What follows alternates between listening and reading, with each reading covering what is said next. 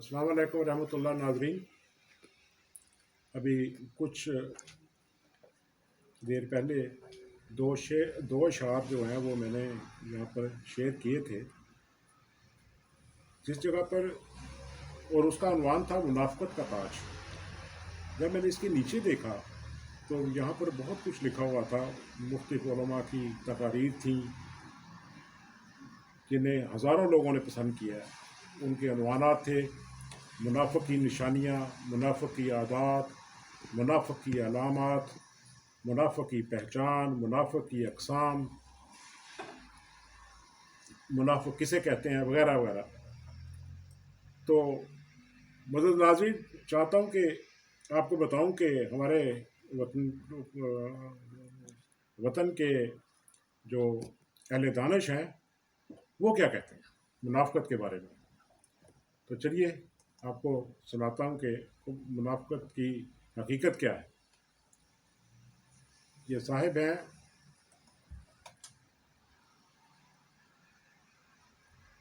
जनाब दियान नदीम साहब हैं।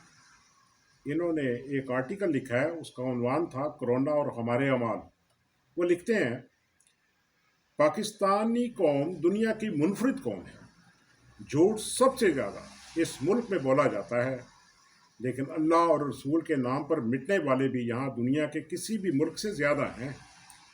जितनी मुनाफ़िक़त यहाँ है शायद ही दुनिया के किसी और मुल्क में पाई जाती हो, लेकिन नमाज़ें पढ़ने वाले और रोज़े रखने वाले भी यहाँ किसी और मुसलमान मुल्क से कम नहीं।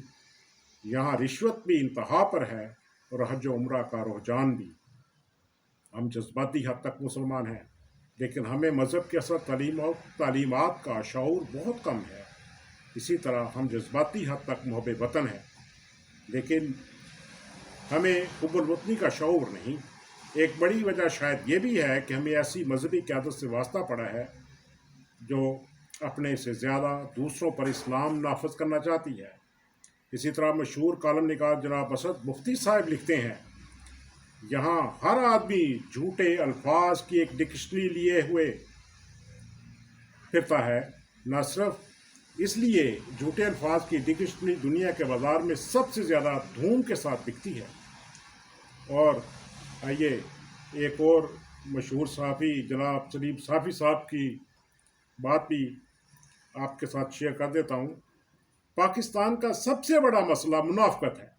मुनाफ़िक़त की सज़ा अल्लाह ने कुफ्र से भी संगीन बताई है, इसलिए हम इस वक्त हर तरह की ज़िल्लतों का शिकार हो रहे हैं।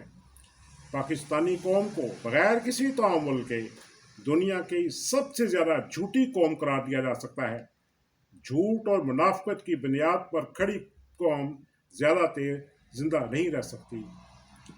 मज़ीद नाज़रीन, इन दानश्वरों को बुरा भला कहने पर कुफर या वाजिबुल कत्ल करार देने से पहले एक बार अपने गिरदो पेश फैले झूठ के गटरों और मुनाफ़िक़त के गलीज़ ढेरों पर एक निगाह ज़रूर डालिएगा।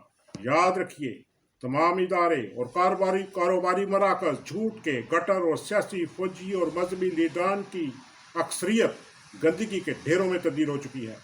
अवामुन्नास की भूख, बीमारी और जहालत ने सोचने समझने की सलाहियत छीन ली है। करप्शन और माफियाज ने मईशत की कब्र तोड़कर नालायक हुक्मरानों के हाथों में कशकोल पकड़ा दिया है। अल्लाह ताला पाकिस्तान के हुक्मरानों को झूठ और मुनाफ़िक़त से मुंह मोड़कर झूठ और मुनाफ़िक़त के ख़िलाफ़ जहाद करने की तौफ़ीक दे। आमीन। इसी के साथ नाज़रीन इजाज़त चाहता हूँ। अल्लाह हाफ़िज़।